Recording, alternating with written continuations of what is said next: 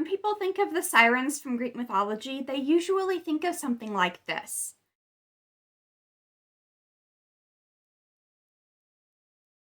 However, in the actual myths, they look more like this.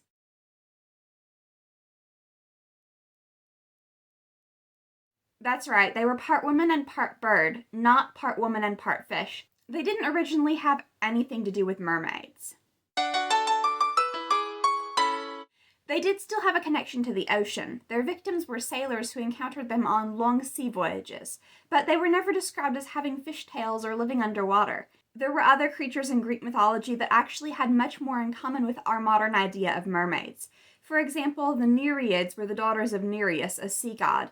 They were sea nymphs who, while they didn't have fishtails, had some of the same qualities that we associate with mermaids, beautiful young women who lived underwater. One of these Nereids was the wife of the sea god Poseidon, and their son Triton, whose name you might recognize from Disney's The Little Mermaid, actually did have a fishtail. So there was actually a merman in Greek mythology who had nothing to do with the sirens.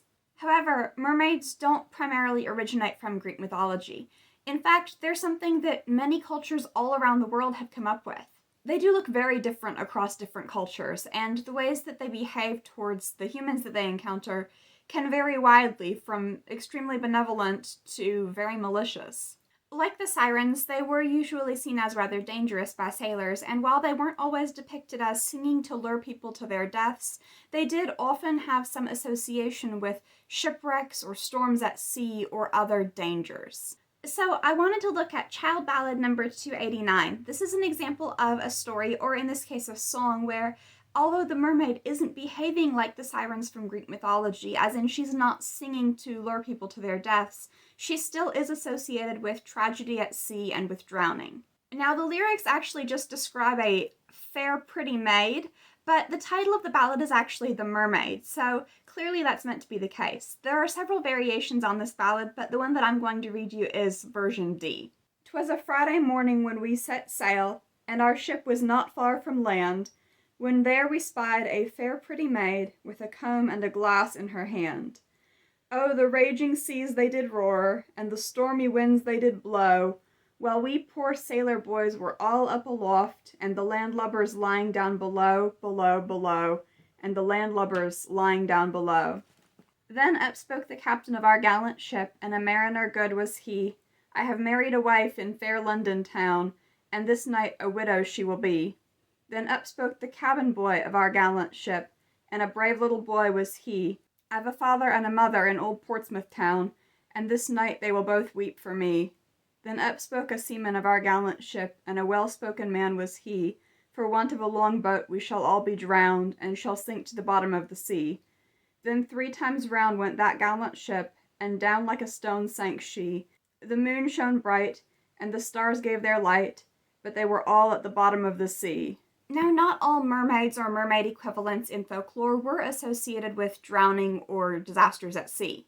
For example, the Selkies in Scottish folklore were often known for marrying human men, and the same was true of the Merrows in Irish folklore. Those stories were often not as romantic as something like The Little Mermaid, for instance, and it was often not the mermaid's choice at all to marry the human man.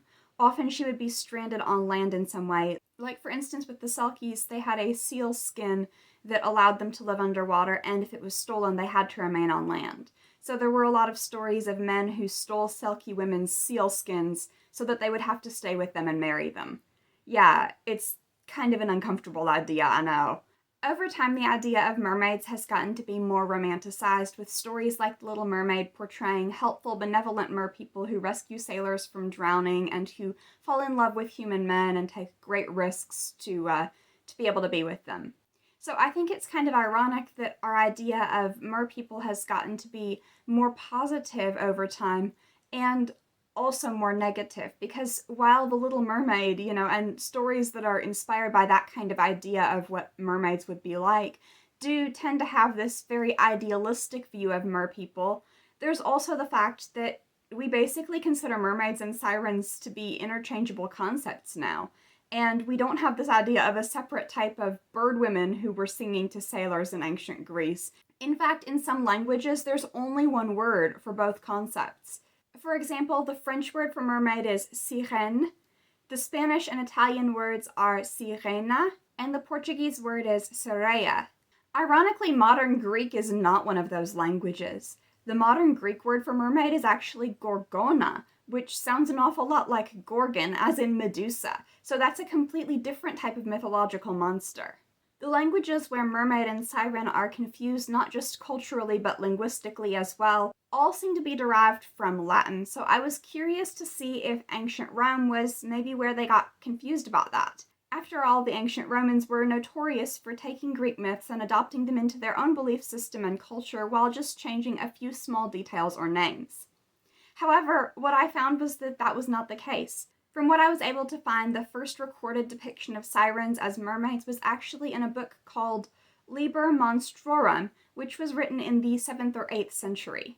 Although this book was written in Latin, it was actually written by English people after the fall of Rome. And then this started a trend that just never stopped. In medieval bestiaries, it was very common for sirens to be depicted as mermaids, or sometimes depicted as a strange combination of the two, with some bird parts and some fish parts, like for instance in this image. What even is that? As time has gone by, the idea of sirens as bird women has kind of fallen into obscurity, although of course it's never been entirely forgotten. For example, in John William Waterhouse's painting Ulysses and the Sirens, they're depicted as bird women, and that's from 1891, so that's much more recent than, the Middle Ages or ancient Rome. I think one important thing to note here is that sirens and mermaids are both female, they're both part human, and they're both strongly associated with the ocean. So I suppose it makes sense that over time the two concepts would have become confused. However, I think it's fascinating that as we've moved towards mermaids being an idea that's seen as somewhat childish and mostly for young girls, and towards ideas about mermaids that fit with that, stories like The Little Mermaid, for instance, we've still got this strong association of mermaids with the idea of, sitting on rocks and singing to lure sailors to their deaths, and even the original version of The Little Mermaid did describe something similar. Now, in that version, the mermaids were not really trying to drown the sailors, they just forgot that they couldn't breathe underwater. And so Ariel, who tries to live on land with the human that she loves rather than dragging him under, is the exception to the rule. So really the idea of mermaids being totally benevolent and helpful is very, very recent, and the idea of them being associated with sirens goes way further back, but not all the way back to the original myths. In any case, I hope that you enjoyed this video and found it to be interesting. If you'd like to see more from me, be sure to subscribe.